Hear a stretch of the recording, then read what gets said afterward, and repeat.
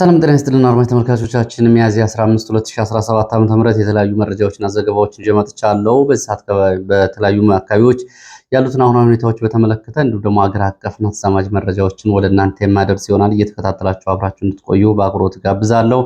አብራችሁ ስትቆዩ ደግሞ እንደተለመደው ላይክ፣ ሼር፣ ሰብስክራይብ እያደረጋችሁ እንዲሁም ደግሞ ቻናሉን እንደ ወዳጅ ዘመዶቻችሁ በማስተዋወቅ በርካቶቻችሁ ሰብስክራይብ እያደረጋችሁ እየተመለከታችሁ እንደሆነ እንደዚሁ እዚሁ ላይ መረጃው ያሳያል። ሰብስክራይብ ሳታደርጉ የምትመለከቱ ካላችሁ ደግሞ ሰብስክራይብ ብታደርጉ መረጃዎቹ ሲለቀቁ ቶሎ መረጃ ወደ እናንተ የሚደርሳችሁ ወይም ደግሞ የማሳወቂያ መልእክት የሚደርሳችሁ ይሆናል። ይህንንም ለማድረግ ሰብስክራይብ ካደረጋችሁ በኋላ የደወል ምልክቱን ብትጫኑ ትክክለኛና ወቅታዊ መረጃዎች በቻናሉ ላይ ሲጫኑ ማሳወቂያ ይደርሳችኋል። ሀሳብ አስተያየት፣ ጥቆማ ካላችሁ ደግሞ ጥቆማ ዜና@gmail.com ላይ ሀሳቦች ልታደርሱ ትችላላችሁ። ዋትስአፕ፣ ቴሌግራም፣ ሜሴንጀር እንዲሁም ደግሞ በትዊተር እና ሌሎች የማህበራዊ ሚዲያ መላላኪያ ዘዴዎች መልእክቶችን ልታደርሱ ትችላላችሁ። ብዙዎቻችሁን እያደረሳችሁ ስለሆነ በእጅጉ ነው የማመሰግነው። ተመልክቻቸዋለሁ የላካችኋቸውን መልእክቶች እንደዚሁ እንግዲህ ለዚህም አመሰግናለሁ። አሁንም ቀጥሉ። ከዛ ባሻገር ከአስተያየቶቻችሁ መካከል አብዛኞቹ አስተያየቶች የፋኖን አንድነት በተመለከተ የፋኖ አንድነትን በተመለከተ ጉዳዩ ከውስጥ ወደ ውጭ ነው መምጣት ያለበት። ፋኖ ራሱ ቅድሚያ ሰጥቶ መስራት ነው ያለበት። በውጭ አሉ ሌሎቹ አማካሪዎች፣ ባለድርሻ አካላት ከዛ ያነሰ ሚና ነው ያላቸው። ስለዚህ ፋኖ የአንድነትን ጉዳይ የህልውና ጉዳይ አድርጎ ሊሰራበት ይገባል የሚሉ አስተያየቶች በብዛት ተመልክቻለሁ። አመሰግናለሁ። እንግዲህ በሰዓት አስተያየቶችን በዚህ ገደብ አድርጌ ከያስኳቸው መረጃዎች መካከል በቅድሚያ ወደ ኦሮሚያ ክልል የሚወስዱ መረጃዎች ማስቀደም ጀምራለሁ። በተለያዩ አካባቢዎች ያለው ነው አሁን ሁኔታ በተመለከተ እስከ መጨረሻው አብራችሁ ከቆያችሁ መረጃዎችን የምትሰሙ ይሆናሉ። የፖሊስ አዛዥ በመከላከያ ተረሽነዋል የሚለውን መረጃ ጨምሮ በተለያዩ አካባቢ ያሉ የግንባር መረጃዎችን ትሰማላችሁ። እንግዲህ በተለይ ወደ ኦሮሚያ ክልል አካባቢ በጸረ ቤተክርስቲያን የሆነ አደገኛ መረጃ እየተሰራጨ መሆኑን የሚያሳዩ መረጃዎች ናቸው የወጡት። አክራሪ የኦሮሞ ማህበራዊ ሚዲያ ገጾች በኦሮሚያ በደቡብ ምዕራብ እንዲሁም ደግሞ በደቡብ ኢትዮጵያ እና በሲዳማ ክልል አካባቢ የሚገኙ አድባራት፣ ገዳማት፣ ዋሻና ቅዱሳን ስፍራዎች የሚገኙ አባቶች ላይ ያነጣጠረ ቅስቀሳ ነው እያደረጉ ያሉት። ይህ እንግዲህ ቅስቀሳው ግድያ እንዲፈጸም፣ ጭፍጨፋ እንዲፈጸም ጭምር የሚያደርግ ነው። ይሄ ጉዳይ አስቸኳይ መፍትሄ ያስፈልገዋል ተብሏል። ለቅስቀሳቸው መነሻ ምክንያት የሚያደርጉት ደግሞ መነኩሳት ካህናትን ኮማንዶ ናቸው፣ ኮማንዶ እየደበቁ ነው፣ የፋኖ ኮማንዶዎችን ደብቀዋል የሚል አደገኛ ቅስቀሳ ነው እያደረጉ ያሉት። ይሄ ከወዲሁ ታውቆ አስፈላጊው ክትትል ተደርጎ የሚደርሰውን ጉዳት መቀነስ ያስፈልጋል ተብሏል። ጉዳዩ ቀጥታ እምነትና ምዕመናን ላይ ያነጣጠረ ጥቃት ነው፣ በቸልታ የሚታለፍ አይደለም የሚሉት የመረጃ ምንጮቹ የኢትዮጵያ ኦርቶዶክስ ተዋሕዶ ቤተክርስቲያን በጉዳዩ ላይ ግልጽ አቋም ልትወስድ ይገባል። የቤተክርስቲያኑ አባቶች አቋም መዋዠቅ፣ ውስጣዊ ክፍፍል፣ ጥቅመኝነትና እንዲሁም ደግሞ ሆዳደር መሆናቸው ለቤተ ክርስቲያኗና ምዕመናኑን ለከፍተኛ ሕይወት ዋጋ እያስከፈለ ይገኛል። ለከፍተኛ አደጋ አጋልጧል። ስለዚህ አባቶች እንደወትሮ የምዕመናንን ደህንነትና የቤተ ክርስቲያናትን አንድነት ለመጠበቅ ከፊቱ ነው መቆም አለባቸው። የመሰለፍ ግዴታቸውንም ሊወጡ ይገባል። የአክራሪ የኦሮሞ ማህበራዊ ሚዲያ ገጾች በቅርቡ እንግዲህ የታሰበ እቅድ እንዳለ በዚህ ቅስቀሳቸው አመላካች ነው ተብሏል። እንግዲህ አድባራትን፣ ቤተክርስቲያናትን፣ ገዳማትን፣ ቅዱሳን ስፍራዎችና ዋሻዎችን እንዲሁ ደግሞ አባቶችን የፋኖ ኮማንዶ ደብቀዋል፣ ፋኖ ኮማንዶ ናቸው በሚል እየተደረገ ያለው ቅስቀሳ አደገኛ እቅድ ይዞ እየመጣ መሆኑ ማመላከቻ ነው ተብሏል። ወደ ሌሎች መረጃዎች አልፋለሁ። ወደ መረጃዎቹ ሲሄድ እንደው በመሃል ከመረጃዎቹ መካከል ዛሬ ዓለም አቀፍ የመጽሐፍ ቀን ነው። ከዚህ ቀን ጋር በተያያዘ ሶስት መጽሐፍትን ብታነቡ የሚል ግብዣ ላቅርብላችሁ። በረራ ቀዳሚት አዲስ አበባ የሚለውን መጽሐፍ እንዲሁ እንግዲህ በዶክተር ሀብታሙ ተገኝ የተዘጋጀው መጽሐፍ እንዲሁም ደግሞ ዳግማዊ አፄ ምኒልክ የዘመናዊ ኢትዮጵያ ስልጣኔ መስራች የሚለውን በፕሮፌሰር ስረገው ሀብተስላሴ የተዘጋጀን የተጻፈው መጽሐፍ እንዲሁም ደግሞ የ5 ዓመት የፋሽስት ወረራ የሚለውን የፕሮፌሰር አልቤርቶ ሰባኪን መጽሐፍ ብታነቡ አሁን ካለው አጠቃላይ ሁኔታዎች ብዙ ነገሮችን ትገነዘባላችሁ፣ ታሪክ ወለድ ፖለቲካዎችን። ስለዚህ ዓለም አቀፍ የመጽሐፍ ቀንን አስመልክቶ እነዚህ ብታነቧቸው የኔ ግብዣ ነው። ሌሎችንም እንግዲህ በተለያዩ ጉዳዮች እነዚህ የታሪክ መጽሐፍት ናቸው። በተለይ የ5 ዓመቱ የፋሽስት ወረራ የሚለው መጽሐፍ በአማራ ላይ ያኔም ጣሊያን ይከተለው የነበረው ማንነት ተኮር ፖሊሲ በህወሓት ተተግብሮ አሁንም የቀጠለበት ሁኔታ ለማግኘት ከ80 ዓመታት በፊት የተጀመረ ፕሮጀክት መሆኑን ማሳያ ይሆናቸዋል። ሌላው የምርኮኛ አያያዝ ጋር በተያያዘ እንደዚሁ የደረሱ መረጃዎች አሉ። ምርኮኛ አያያዝ የወደፊት ትግልን ሊደግፍ የሚችል ትግልን ወደፊት ሊያራምድ የሚችል መሆን አለበት። ዓለም አቀፍ የምርኮኛ አያያዝ ጋር እና ህግጋትን የሚያከብርና የሚጠብቅ ከዚህ ጋር ተግባራዊ የሚደረግ ዲሲፕሊን ሊኖር ይገባል የሚል እንደዚሁ አስተያየትን መረጃ ማድረሳቸዋል። በተለይ እንግዲህ በአንዳንድ አካባቢዎች ምርኮኞች ጋር በተያያዘ በርካታ ጉዳዮች ናቸው እየደረሱ ያሉት። መካነ ሰላም፣ ምዕራብ ወሎ፣ ደቡብ ጎንደር፣ አዲስ ዘመን፣ ምስራቅ ጎጃም፣ ድጎ ጽዮን አካባቢ ከዚህ ጋር በተያያዘ እንደዚሁ ትችቶችና አስተያየቶች ቀርበዋል። ወደ መረጃዎቹ ሲሄድ ወደ ወለጋ የሚወስድን መረጃ በቀጥታ አስቀድማለሁ። በወለጋ እንግዲህ በወታደራዊ ግዳጅን በተመለከተ እንዲሁም በአማራ ተወላጆች ላይ ያለውን አጠቃላይ ሁኔታ በተመለከተ የሚከተለውን መረጃ ይዣለሁ። በወለጋ ግዳጅ ወታደራዊ ምልመላ ለማምለጥ በርካታ ወጣቶች አካባቢያቸውን ለቀው በእግራቸው ድንበር አቋርጠው እየወጡ ነው ተብሏል።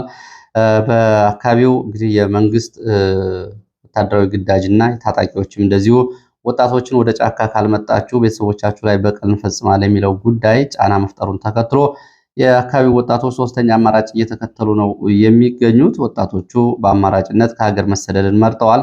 በዚህም በቤንሻንጉል በከማሽ ዞን በኩል በቤንሻንጉል ወጥተው አብርሃቶ ተብሎ የሚጠራ የደቡብ ሱዳን ጠረፍ ከተማ በዚህ በኩል እየወጡ ነው የሚገኙት። በብዛት እየተሰደዱ ነው ተብሏል። ከወለጋና ከአካባቢው በፍላጎታቸው ጋቸና ሲርናን መከላከያን አልቀላቀልም ያሉ ወጣቶች ቤተሰቦቻቸው ከፍተኛ እንግልት ይፈጸምባቸዋል። ይህ በመንግስት በኩል በዚህ በላይ እንግዲህ ደግሞ ታጣቂዎቹ ደግሞ ወጣቶቹ መታችሁ ካልታገላችሁ በሚል የሸኔ ታጣቂዎች የሚፈጽሙት ግፍ አለ። በዚህ ምክንያት በርካታ ወጣቶች የተሰደዱ ነው ተብሏል። በኪረሙ ወረዳ፣ ጊዳ አያና ወረዳ፣ አሙሮ ወረዳ፣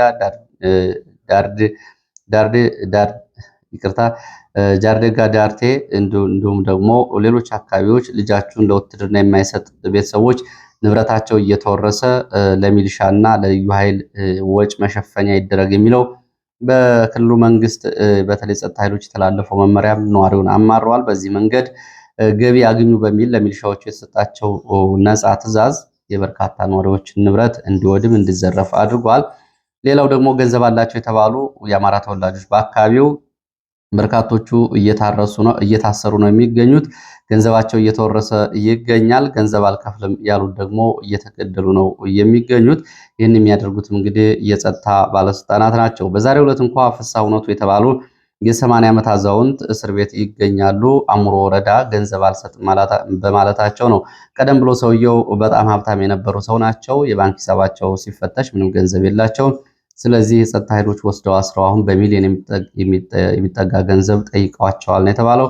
ከ270 በላይ የአማራ ተወላጆችም እንደዚሁ በዚሁ ከተማ ታስረዋል። ከነዚህ ውስጥ 38 የሚሆኑት ሴቶች ናቸው፣ እናቶች ናቸው። ልጆቻችሁ ለምን ጭፍጨፋን መከቱ? ለምን ዝም ብለው አልሞቱም? ከአሁን በፊት በነበሩ ጭፍጨፋዎች ልጆቻችሁ ለምን ይህንን አደረጉ? በሚል ነው። ወረዳው ውስጥ 17 ቀበሌዎች እንደዚሁ ቁጥራቸው ያልታወቁ የአማራ ተወላጆች ታስረው ይገኛሉ። በአካባቢው ደግሞ ከባድ ውጊያ እየተደረገ ነው። በርካታ ሰዎች እስር ቤት ውስጥ ነው ያሉት። ውጊያም አለ። ይህንን ተከትሎ እንግዲህ ሊደርስ ይችላል የተባለው በተለይ በንጹሐን ላይ ጉዳቱ እጅግ አሳሳቢ ነው። በተለይ እንግዲህ እርቅ ተብሎ ህዝቡ ወደ ቀየው እንዲመለስ ከተደረገ በኋላ የተለያዩ ምክንያት እየተፈጠረ የአማራ ተወላጆች ካሁን በፊት በነበሩ ውጊያዎች ተሳትፋችኋል፣ ልጆቻችሁ ፋኖ ናቸው በሚል ንብረታቸውን መዝረፍ ማሰቃየቱን ተከትሎ ህዝቡ ከፍተኛ ቁጣ ውስጥ ገብቷል። 190 ሰዎች ደግሞ ኪረሙ ወረዳ በካምፕ ውስጥ ታስረው ይገኛሉ። ይህኛው እስር በጣም የሚገርም ነው። የመንግስት የጸጥታ ኃይሎች ናቸው ይህንን ያደረጉት። ኪረሙ ወረዳ 190 የአማራ ተወላጆች ታስረው ይገኛሉ። ለምን ታሰርን ብለው ሲጠይቁ ሌላ አካባቢ ውጊያ ስላለ አንድ ኦሮሞ የሚሞት ከሆነ እዚሁ እናንተን እንጨርሳለን፣ የማይሞት ከሆነ ግን እንለቃችኋለን በሚል ነው እንግዲህ ታግተው የሚገኙት። ኦሮሞ ያልሞተ ከሆነ ትለቀቃላችሁ፣ ኦሮሞ የሞተ እንደሆነ ግን ትገደላላችሁ የሚል ማስፈራሪያና ዛቻ ነው እየተፈጸመባቸው ያሉት። ስለዚህ ህይወታቸውን ለማትረፍ የሚመለከተው አካል ይህ መረጃ የሚደርሰው አስፈላጊውን ርብርብ እንዲያደርግ ነው ቤተሰቦቻቸው እየጠየቁት። ሌላው ሆሮ ጉዱሩ አቢደንጎሮ ወረዳ በዚህ ወረዳ እንግዲህ በንጹሐን ላይ ከፍተኛ በደል እየተፈጸመ ነው የሚገኘው። በተለይ በአማራ ተወላጆች ላይ በታስረዋል እስረኞቹ ላይ አሰቃቂ ግፍ ይፈጸማል። በተለይ ሴቶች ላይ አስገድዶ መድፈር በብዛት ተፈጽሟል። በፕላስቲክ በማቃጠል እንደዚሁ ገላቸውን በሳት እየለበለቡ ነው የሚገኙት። ከፍተኛ ስቃይ እየተፈጸመ ነው። ከወለጋ ተፈናቅለው ደብረ ብርሃን፣ ወሎ በተለያዩ አካባቢዎች በሚገኙ ተፈናቃዮች ላይም እንደዚሁ አዲስ እቅድ በኦሮሚያ ክልል በኩል ወጥቶ ተግባራዊ ሊደረግ ነው ተብሏል። ይህ እቅድ የተፈናቀሉትን ወደ አካባቢያቸው መመለስ አይደለም። እነ ሽመልስ አብዲሳ በተደጋጋሚ በሚዲያ እንደሚገልጹት ተፈናቃዮችን ከደብረ ብርሃን ከአማራ ክልል የተለያዩ መጠለያ ጣቢያዎች ወደ ወለጋ እንመልሳለን አይደለም ነው የተባለው። እቅዱ ከ259 ሺህ በላይ የአማራ ተወላጆች በአባወራ ደረጃ ተፈናቅለዋል። ስለዚህ የእነሱን ንብረትና ሀብት በተመለከተ እንዴት ይተላለፋል ለሌሎች የኦሮሞ ተወላጆች በሚል ከቦረናና ከሐረርጌ አካባቢ በድርቅ የተጎዱ በርካታ ሰዎች አሉ።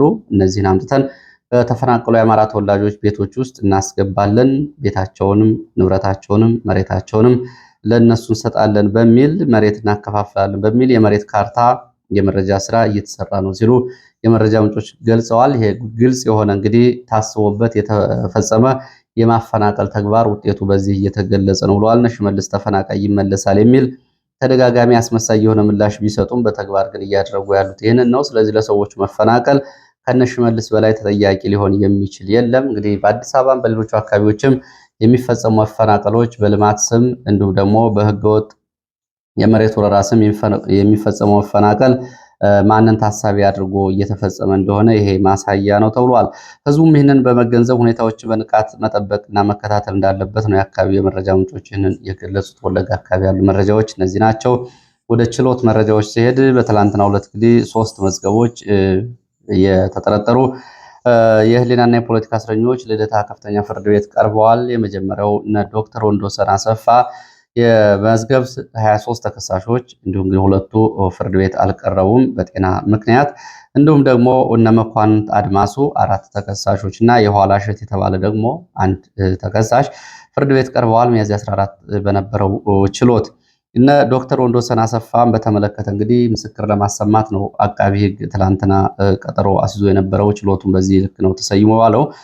ተመስገን የተባለና መሐመድ የተባሉ ምስክሮች ትላንትና ቀርበው የአቃቢ ህግ ምስክሮች ምስክርነት ሰጥተዋል።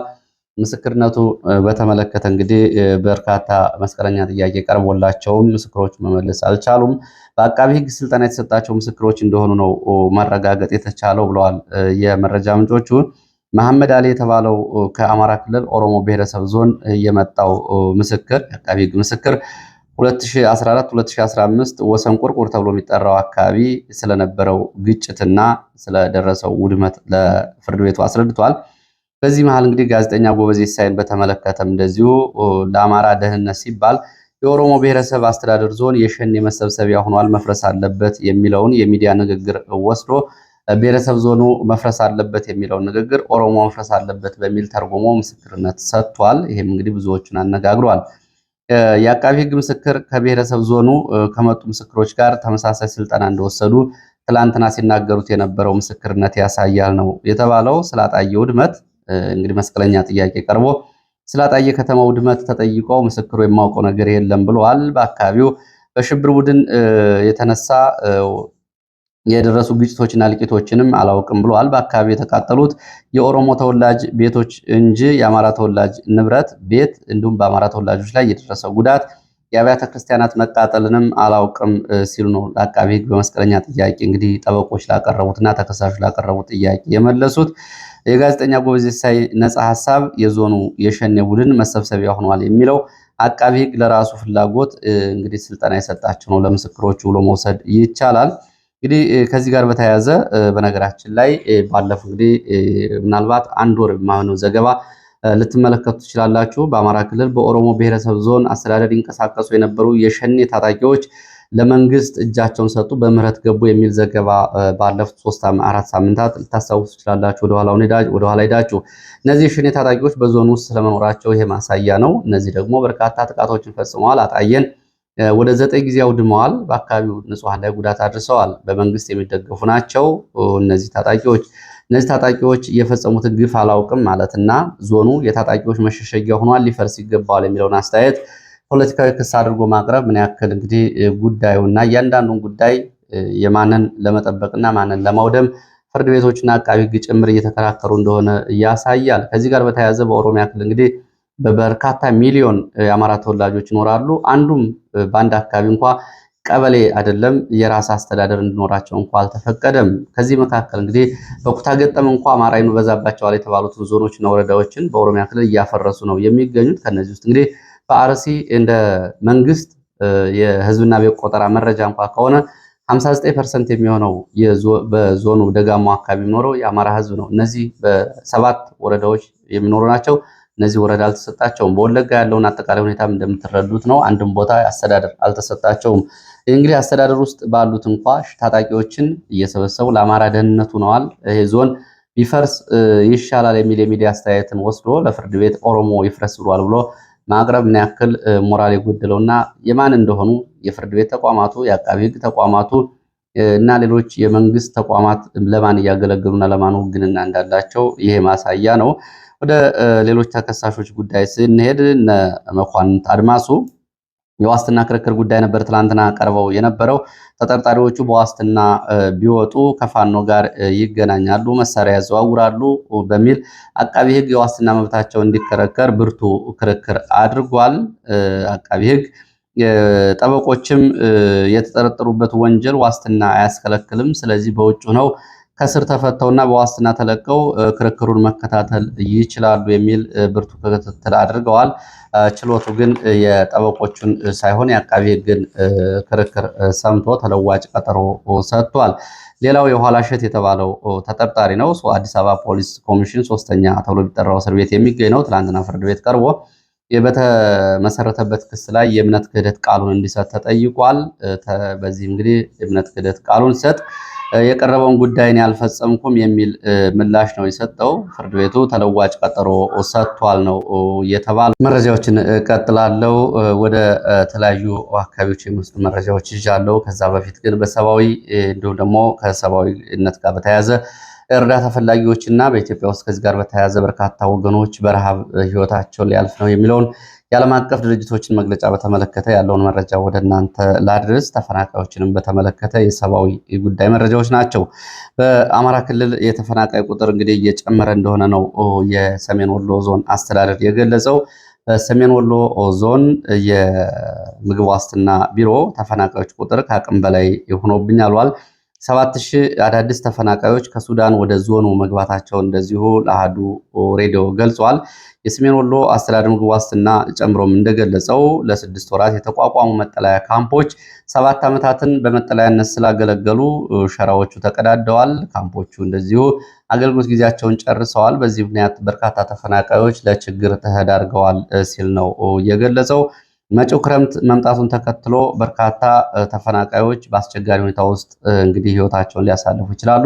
አስፈላጊው ድጋፍ ሊደረግላቸው ይገባል ሲል ጥሪ አቅርቧል። ዞኑ በ7 መጠለያ ጣቢያዎች 33000 ተፈናቃዮች ይገኛሉ። አስቸኳይ ድጋፍ ያስፈልጋቸዋል ተብሏል። ሰሞኑን የመጡት ደግሞ 7000 ተፈናቃዮች ሱዳን ውስጥ ባለው ጦርነት ምክንያት ወደ ሰሜን ወሎ የመጡ ተፈናቃዮች ናቸው።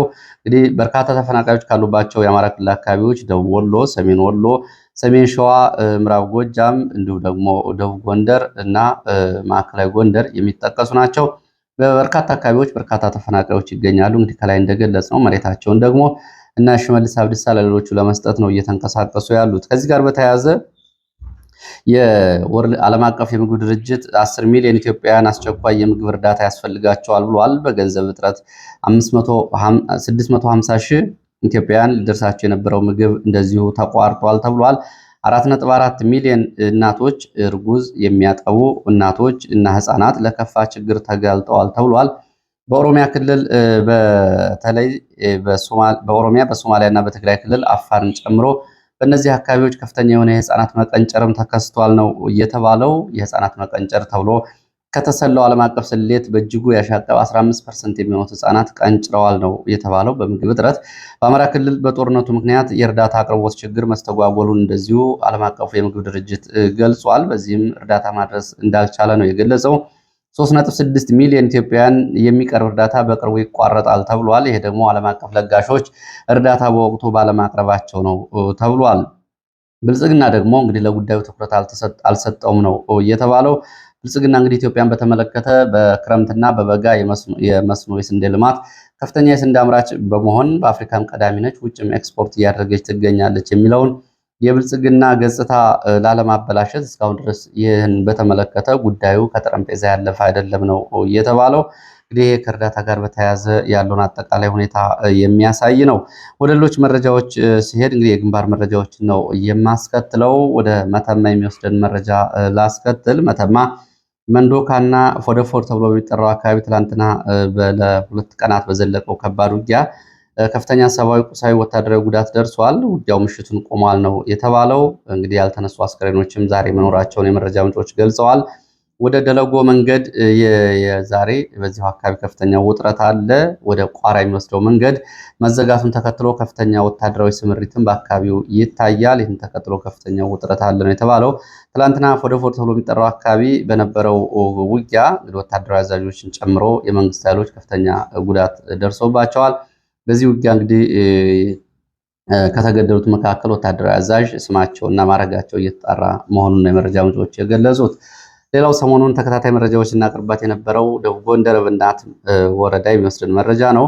የፖሊስ መኮንኑ ተረሽኗል ተብሏል። ሌሎች ወታደራዊ ካምፕ ውስጥ አስረው ደግሞ ሞታቸውን የሚጠባበቁ በርካታ የፖሊስ አባላት አሉ ነው የተባለው። ትናንትና ወደ ወታደራዊ ካምፕ ከተወሰዱት የፖሊስ መኮንኖች መካከል ኢንስፔክተር ተስፋዬ ተረሽኗል በመከላከያ ተብሏል። ኢንስፔክተር ተስፋዬ አስክሬኑ ከእብናት ወደ በለሳ ወደ ቤተሰቦቹ ትላንትና ተልኳል ነው የተባለው። ከሁለት ቀናት በፊት የመከላከያ ደህንነት ሹሙ እና አጃቢዎቹ የዙ 23 ተኳሽ መከላከያ አባላትን ጨምሮ ፋኖ ከድተው ለመንግስት እጃቸውን ሰጥተው ሆቴል ውስጥ ተቀምጠው ፋኖ ላይ መረጃ ስራ ይሰጡናል በሚል አስፈላጊውን እንክብካቤ ሲደረግላቸው በነበሩ ወጣቶች ይሄ ግድያ ተፈጽሞ ወጣቶቹም ወደ ፋኖ መቀላቀላቸውን ተከትሎ እነዚህን መያዝ አልቻላቸውም። ግድያ ሲፈጽሙ ዝም ብላችሁ ተመልክታችኋል፣ የፋኖ መረጃ ናችሁ በሚል የወረዳው የብልጽግና ባለስልጣናትና የፖሊስ አዛዥ፣ የሚሊሻ አዛዥ እንዲሁም ደግሞ የከንቲባን ጨምሮ ትላንትና ድብደባ ተፈጽሞባቸዋል በህዝብ ፊት። ከነዚህ ውስጥ እንግዲህ ተይዘው ወደ ፖሊስ ጣቢያ ከተወሰዱት ውስጥ ደግሞ ኢንስፔክተር ተስፋዬን ጨምሮ ሌሎች ተገድለዋል። አሁንም በርካታ ፖሊሶች እስር ቤት ነው የሚገኙት ተብሏል። ይህንን ትዕዛዝ እየሰጠ የሚገኘው ኮሎኔል አብዱ ተብሎ የሚጠራው የመከላከያ አዛዥ ነው ተብሏል። እንግዲህ ኢንስፔክተሩን ጨምሮ ሌሎችም እንደዚሁ እንግዲህ የሞት ቅጣት ይጠብቃቸዋል የተባሉ ይገኛሉ። በብልጽግና የፖለቲካ መዋቅርና በመከላከያ መካከል ያለው ሁኔታ ይህንን ነው የሚመስለው። እዛው ደቡብ ጎንደር ፋርጣ ወረዳ ዘበራ ተብሎ የሚጠራ ቀበሌ ድንገተኛ ጥቃት ተፈጽሟል። በተፈጸመው ድንገተኛ ጥቃት ወታደራዊ ስምሪት ላይ የነበሩ የሚሊሻ አባላት ሙትና ቆስለኛ ሆነዋል። በድንገተኛ ጥቃቱ ከነዚህ መካከል 7 የሚሊሻ አባላት ወዲያውኑ መሞታቸውን የመረጃ ምንጮቹ ገልጸዋል። ሌሎቹ ደግሞ ቁጥራቸው ያልታወቀ ቆስለዋል ነው የተባለው። የነፍስ ወከፍና የቡድን መሳሪያዎችም እንደዚሁ በፋኖች ገብቷል ሲሉ የመረጃ ምንጮቹ ገልጸዋል። ወደ ደቡብ ወሎ ስንሄድ አልብኮ ተብሎ የሚጠራው ቦታ ጦሳ ጀብል ተብሎ በሚጠራ ቦታ እንደዚሁ በተፈጸመ ድንገተኛ ጥቃት 4 የሚሊሻ አባላት መገደላቸውን የአማራ ፋኖ በወሎ ገልጿል።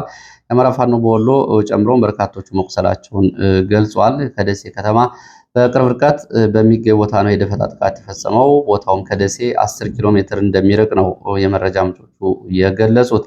በተመሳሳይ እዚሁ ሰሜን ወሎ መቄት ሀና መኳት ተብሎ በሚጠራው ቦታ ትላንትና በሚሊሻ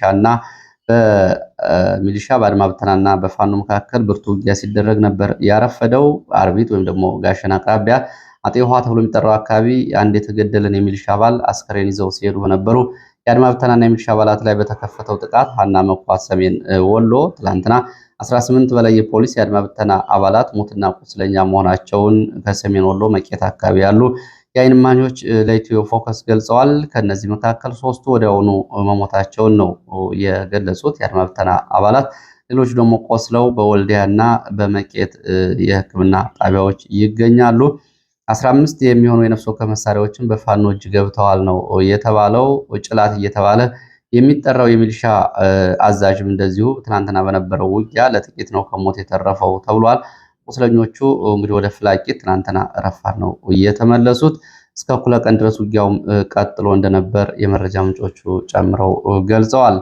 ወደ ሸዋ የሚወስድን መረጃ ላስከትል። ሸዋ ደራ አዋሳኝ አካባቢ በተለይ አባጦ ተብሎ በሚጠራው ቦታ አሁን በዚህ ሰዓት ከባድ ውጊያ እየተደረገ ነው የሚገኘው። በሬማ እና በሚዳ የተለያዩ አካባቢዎችም ውጊያዎች እየተደረጉ ይገኛሉ። ውጊያው ከማለዳው 12 ሰዓት እንዲሁም 2 ሰዓት በተለያዩ አካባቢዎች በተለያየ ሰዓት ነው የተጀመረው ተብሏል።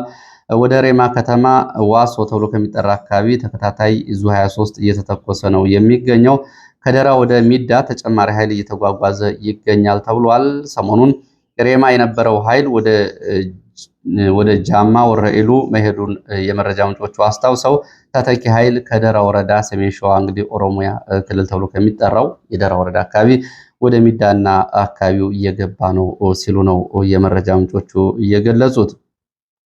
ሌላው ወደ ሰከላ የሚወስደን መረጃ ነው። ሰከላ አጉት ተብሎ የሚጠራው ቦታ የመንግስት ወታደሮች ትናንትና መግባታቸውን ተከትሎ የፋኖ ደጋፊ ናችሁ በሚል በርካታ ሰዎችን እንደዚሁ አስረዋል። ወከባም እየፈጸሙ ነው። ድብደባ ፈጽመውባቸዋል።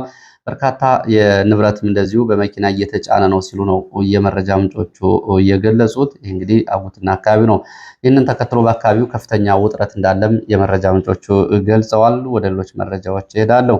ወደ ሌሎች መረጃዎች ሲሄድ ጌታቸው ረዳ በተመለከተ ትላንትና እንግዲህ ከአንድ ሚዲያ ጋር አድርጎት የነበረውን ቃለ ምልልስ ቲክቫ ይዞ ወጥቷል። በዚህም ጌታቸው ረዳ ለአብይ አህመድ ከፍተኛ ምስጋና አቅርቧል። ለደህንነታቸው ጥንቃቄ በማድረግ በኩል አብይ አህመድ ያደረጉትን አስተዋጽኦ ጌታቸው ረዳ አመስግነዋል። እንግዲህ ከ2 እና ከ3 ዓመት በፊት ጌታቸው ረዳና አብይ አህመድ የነበሩበት የፖለቲካ ጎራ ጦርነትና የቃላት እንደዚሁ እንግዲህ ማዋረድን ጨምሮ በርካታ ጉዳዮች በአብይ አህመድ ላይ ሲያደርግ የነበረው ጌታቸው ረዳ አሁን በአብይ እጅ ውስጥ ስለመግባቱ ነው እንግዲህ እና የደህንነቴንም ጠብቆልኛል በሚል ነው ምስጋና ያቀረበው።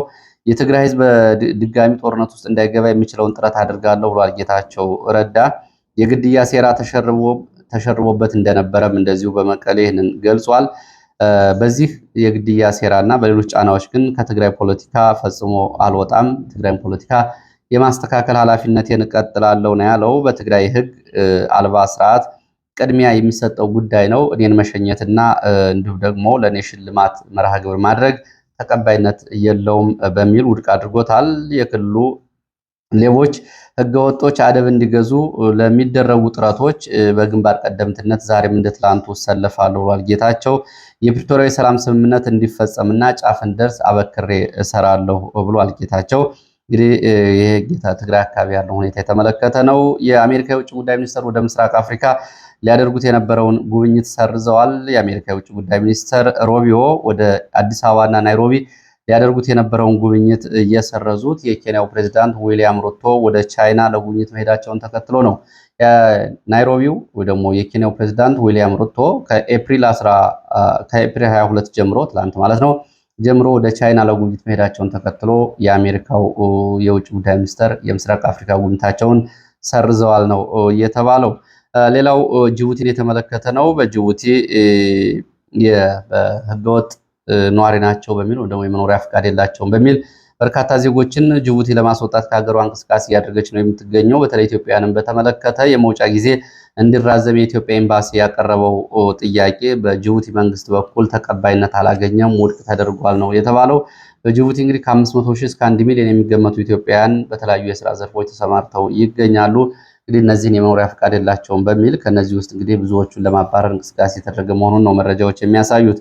ሌላው ኤርትራን በተመለከተ ነው። የቀይ ባህር አፋር ዲሞክራሲያዊ ድርጅት ሊቀመንበር ኢብራሂም ሃሩን የኤርትራን መንግስት በትጥቅ ለመጣል ለምናደርገው እንቅስቃሴ የዓለም አቀፍ ማህበረሰቡ ከጎናችን ሊቆም ይገባል የሚል ጥሪ አስተላልፈዋል። ጥሪውን አልጀዚራ በዘገባው ይዞት ወጥቷል። እንግዲህ በኢሳያስ ላይ እንግዲህ ጦርነት እናውጃለን በሚልና የትጥቅ ትግል እናደርጋለን የሚሉ አካላት ናቸው። ከዚያ ቀደም ብሎ እንግዲህ በኢትዮጵያ ውስጥ ብርጌድ ንሓመዱ የሚባለው በአዲስ አበባና በአፋር ቢሮዎችን መክፈቱንና ከዚህ ጋር በተያያዘ ከኢትዮጵያ መንግስት ከፍተኛ ድጋፍ እየተደረገለት እንደነበር ባለፈው ሳምንት ቢቢሲ አማርኛ ይዞት የወጣው ዘገባ ያሳያል።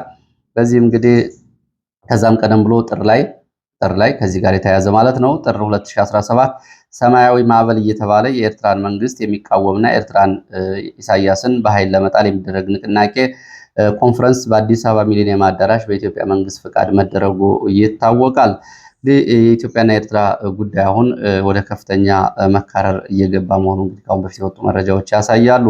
ሌላው ወደ ሱዳን የሚወስደን መረጃ ነው። ጀኔራል አልፈታህ አልሲሲ የቻይና አምባሳደርን አግኝተዋል። በደቡብ ሱዳን የሚገኘው ነዳጅ ወደ ቻይና ገበያ የሚቀርብበትና የነዳጅ ማስተላለፊያ መስመሮች ደህንነት በተመለከተ ከነዳጅ ግብይት ጋርና ሌሎች የሁለትዮሽ ጉዳዮችን ተነጋግረዋል ነው የተባለው። በተመሳሳይ የሱዳኑ ፕሬዝዳንት የቱርክን ዓለም አቀፍ የእርዳታና የሰብአዊ አገልግሎት ዳይሬክተርም አነጋግረዋል ተብሏል። እንግዲህ የሱዳን የዋጋ ግሽበትም ከዚህ ጋር በተያያዘ ወደ 173% ወርዷል ነው የተባለው በጦርነቱ ምክንያት። ለሰዓት ያስኳቸው መረጃዎች እነዚህ ነው የሚመስሉት። በሌላ ተመሳሳይ መርሃ ግብር እስከምንገናኝ ድረስ መልካም ጊዜ